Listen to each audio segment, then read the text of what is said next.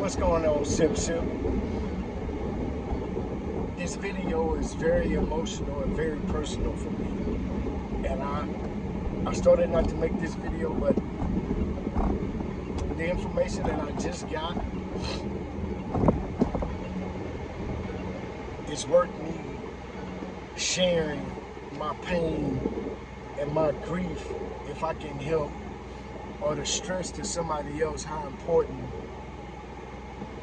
it is for you to learn first aid, simple first aid and CPR, because this shit is hard, man. But hey, this is Sip Smoking Shit. Thank y'all for coming on, observing, or watching the channel. If you like anything that I share, this is a glimpse into my life. This is authentic, real time, real live things that I do, that I think that I'm going through. I choose to pull out the camera and document some of these things that I'm going through. So this is Sip Smoking Shit. If you like anything that I do, give me the thumbs up. But man, I always think, or I'm always thinking about occurrences, situations, and things that happen. So right now, I just got the information that my college buddy, his son just sent a text that said that he went on at 2 o'clock today. And so when I tell you that the way that this occurred, and what really makes me mad or hurts my heart is that this was preventable. In the sense that, let me get myself together. This is, this could have been preventable. When I tell you that this could have been preventable,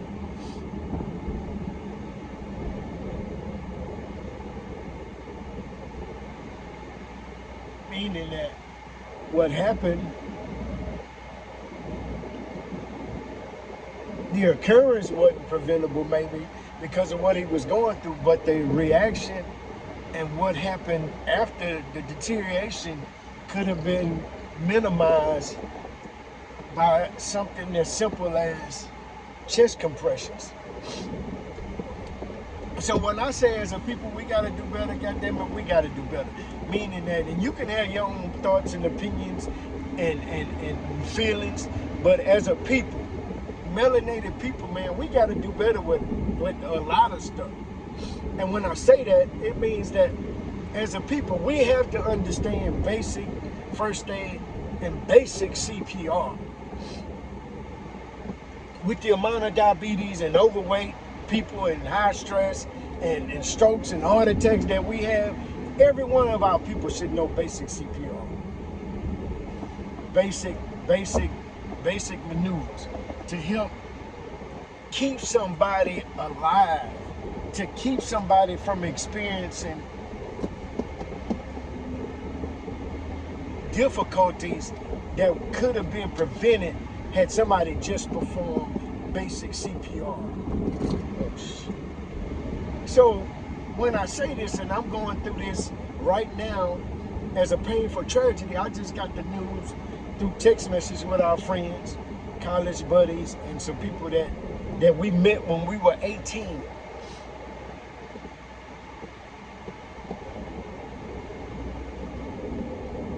And to think that this man lost his life, and I'm not pointing the finger at anybody, but I'm just saying, if I can stress and express this and get one person to learn CPR, or to go to class, to take the free class. This shit is free.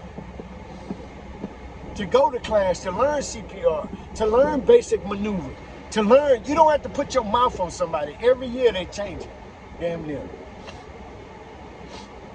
All you have to do is chest compressions. If you can go and learn how to give chest compressions, you don't have to put your mouth on nobody, you know, compressions, 2 breaths. They don't do that no more. That's 10 years out the game. All you have to do is know how to put your pressure and press on somebody's chest enough to pump their heart to get oxygen and blood to their brain. Now, one thing we need to understand is that the brain is a powerful tool. The most important tool in your body other than your heart. Well, I'll stress that again. The brain, I would believe that the brain is the most important tool in your body. Because your heart can pump, but if your brain is dead, then it ain't gonna do no good. So,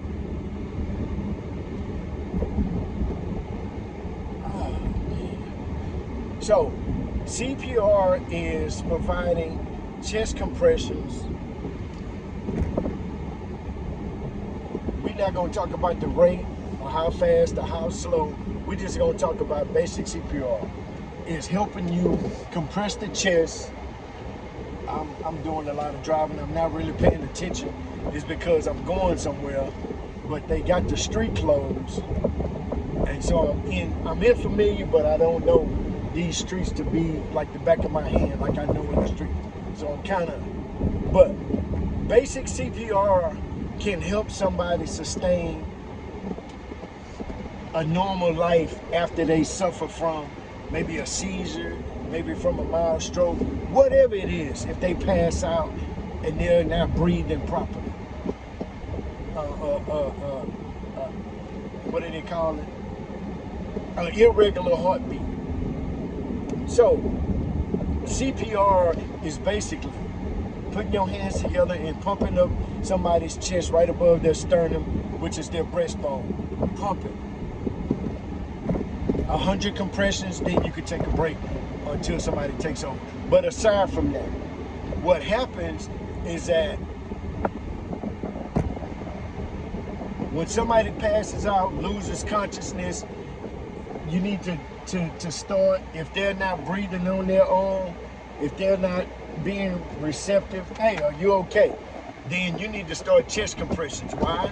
Because you're going to provide the necessary oxygen to that person's brain to keep them alive and to keep them to have or to ensure that this person has a quality of lifestyle after the incident or whatever it was that occurred to have them pass out, lose consciousness, maybe even a stroke. So the brain can function, or the brain will function 4 to 6 minutes. Let's just say 5 minutes. So the brain can function 5 minutes without irreparable damage to it, without oxygen. After that 4 to 6 minutes, let's just say 5 minutes. The brain can function for 5 minutes function for 5 minutes. So after that 5-minute mark, there's going to start being damage to the brain where the brain cells and its function deteriorates quickly. So the brain cells start to die. And the most painful part about this whole scenario, when I give it to you, is it mirrors my brother's situation that happened when I lost him. And that's why it's so fucking painful, is that they stood around and didn't do anything in that case too. And then here's another case with my boy, Jersey, and nobody acts to think, to say, okay, let's do this. And that's the hurtful part, is that this could have been prevented. So again, after 5 minutes, the brain starts to suffer irreparable or damage to where it's permanent damage. Brain cells start to die. It starts to lose functionality, right? So what happened to my boy is that, and we're not gonna call no names, even though I call him Jersey, but that's not his name. That's just what he would call him, because he's from New Jersey. And his name, we had two Lamonts. I'll give you his name. So we had two Lamonts.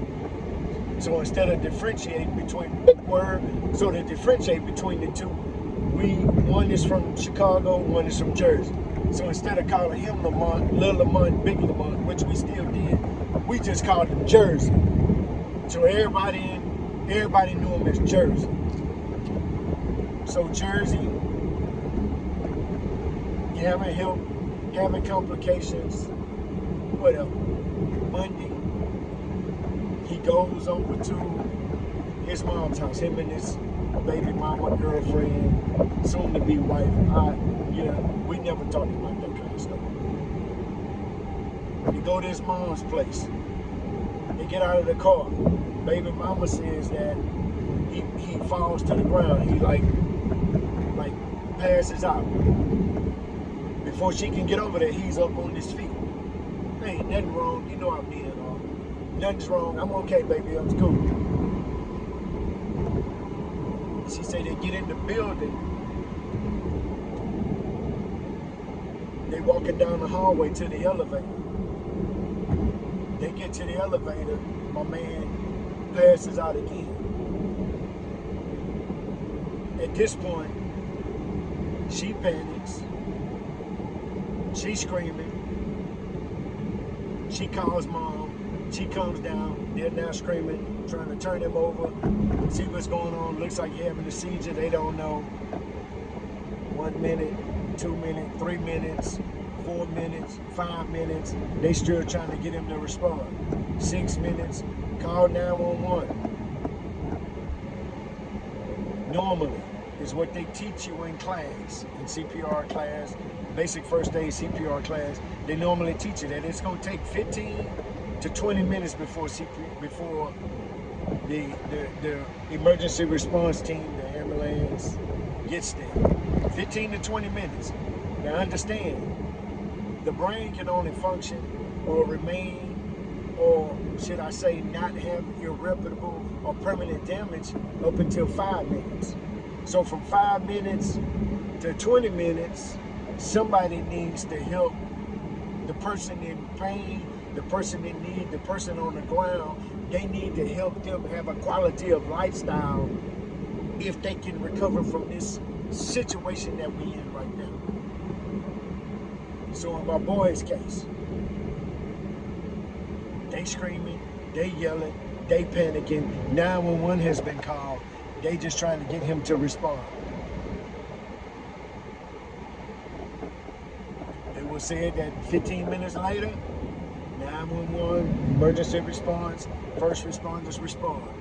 What do? Immediately put the bag, start what? CPR. Get him on the gurney, take him to the hospital. Now this time he's been on the ground for 20 minutes.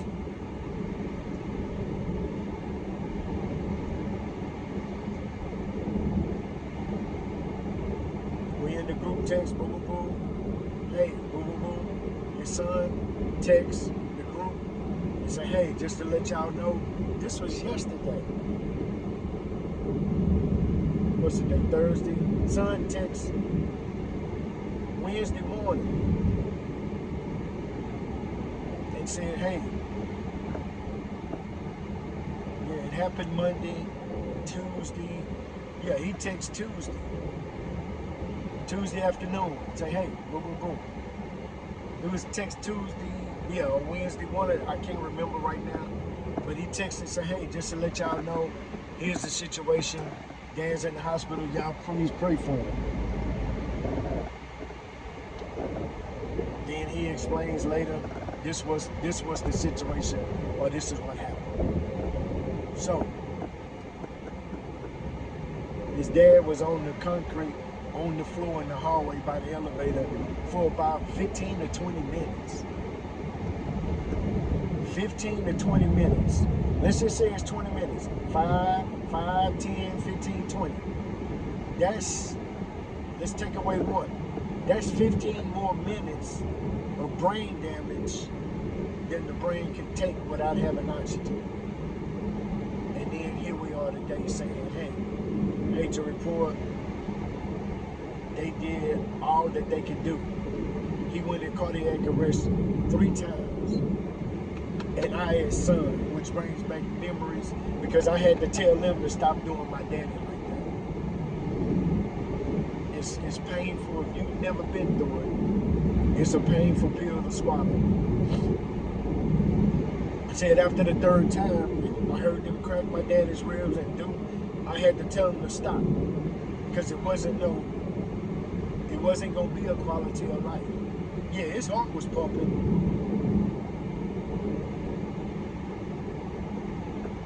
but the brain wasn't functioning.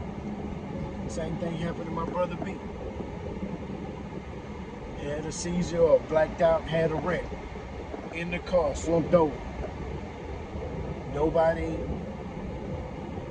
doing anything, just leave him in the car. Call 911. A passerby, the person behind him. Ambulance take 15, 20 minutes to get there. He's still in the car.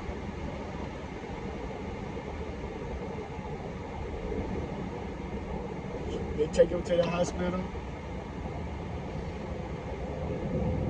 Do.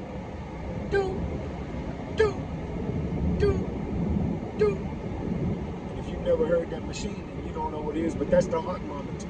Do. But there ain't no jumping signals from that brain. That heart is going do. But that brain, there ain't no them lines that's monitoring brain waves just flat.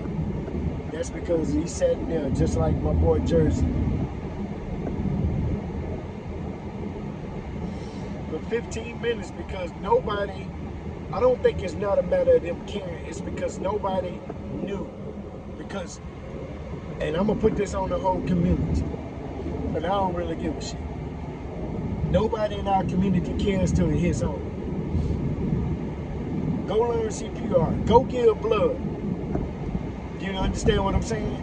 Go do your part. Go do something to help somebody else. Go learn CPR, because it may be your mama. It may be your daddy. It may be your grandma. It may be your grandpa. It may be your uncle, your aunt, whoever. Your next door fucking neighbor may need you to act and react at a certain time to help them. But until it hit home, we don't care. So if I can convince one person right now in this moment,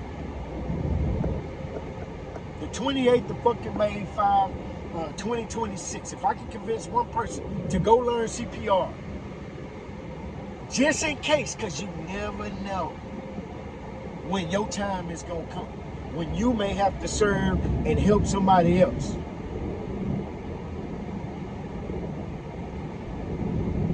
This is a hard one.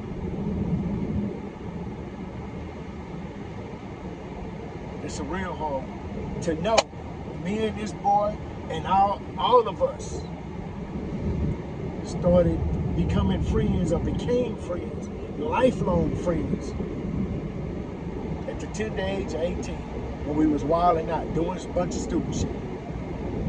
And the crazy part about it, we gonna celebrate this boy's birthday coming up in August. Because him and my other partner, they got the same fucking birthday. All three of them. The twins, fraternal twins, and Jersey. They got the same fucking birthday. And we always celebrate. But this year is gonna be painful, man. But if I ain't got nothing else across to you, go learn CPR. Go take the class. I think the Red Cross has had this shit for free. My boy would be here today if somebody knew CPR. And not blaming nobody, just stating the facts. So don't get mad about the facts. Don't get all in your feelings over the facts. I'm just stating the facts. Go learn CPR. Go get some blood. Go donate some blood. Shit, you got enough. Your body will regenerate themselves, them blood cells. Go give some. But see, that's how we are. Oh, no snitching. Not till your person get hurt. Till they slapping your mama around. Till they beating your daughter up. Or putting her on the track. Then, oh, well, y'all need to tell. No, you didn't tell.